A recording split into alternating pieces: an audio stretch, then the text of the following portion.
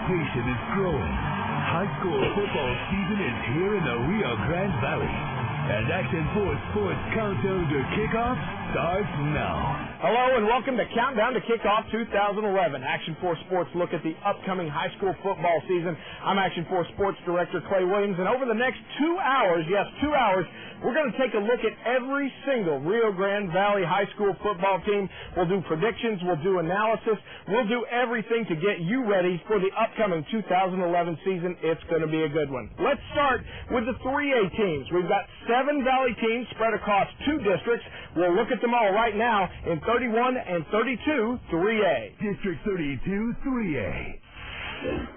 You know, I was coming back from the season losing by 1 point, 2 points. The guys don't want to lose no more, and everybody's disgusted by that feeling. I don't think we want to feel that again. LaFerrier lost 3 district games by a total of 5 points, lost out on the playoffs, then lost another head coach.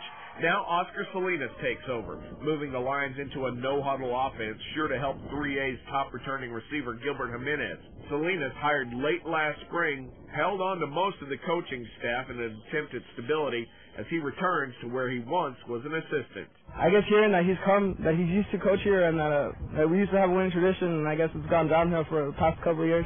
But I feel like he's bringing it back. You know, and I know we're just getting to know each other. It's a process of trust that we gotta bond together as a new coach for them. But they've done a good job of adjusting to me and adjusting to the things that we're trying to do to make them better. We're going to be young. Yeah. You know, we got about 14 seniors, not a whole lot of seniors. Inexperience is the big concern for Port Isabel as they start the season. Coach Monty Stumbaugh held open auditions for quarterback in the preseason, and he wants to find one that will help make the offense more diverse.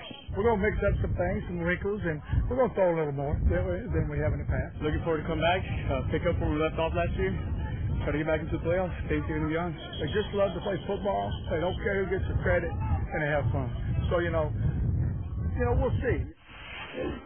This year we don't have that running back that we decided to give the ball to 22 times.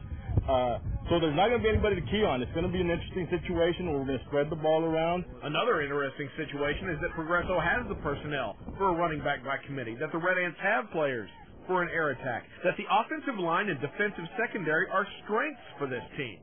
Add it up and it could get even more interesting, like maybe Progresso's first postseason berth in over 2 decades. We want to go to playoffs. We got to take it one game at a time. We can't just jump. Got to go one by one. We're going to get there. Well, what I've seen, we all really want to be there. We all want to go to playoffs. We all want to at least have that shot like every other team does in the district. But I know we really do want it this year. I'm sure we're probably going to get it. The regular season is almost like it's nothing anymore. We want to win the playoffs already. The goal of a district championship is a thing of the past in Rio Hondo. We got knocked out in the first round by Sinton and then by Rainbow last year. So the kids know that, and we talk about that, about moving on, just trying to get through the season, play well, and hopefully move on in the playoffs. Plenty of reasons for optimism for the Bobcats this season. Quarterback Juan Puga is an experienced playmaker, and he has great targets in Sean O'Brien and Jorge Bermudez at wide receiver. George and Sean are good receivers, and they're pretty tall, you know. I mean, that's good, you know, for me. In the years past, when I do have a lot of seniors, it seems like we have a pretty good football team with just the maturity level, and that's what's showing right now. Not every team can say that they finished off with a win, you know. So, you know, it really carried us into the offseason. LaGruya is looking to extend their current 1-game win streak into 2011. That's a year that sees the Gators with a new home, a new logo, and some familiar faces at running back. Ray Garza is back from injury to create a devastating 1-2 punch in the backfield with the district's leading returning rusher, Pedro Bazan.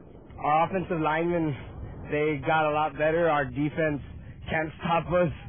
So our offense, like, it's skyrocketed. It's a lot better now. District 31 3A. Everybody went in the weight room off season, trained hard, came back stronger, faster.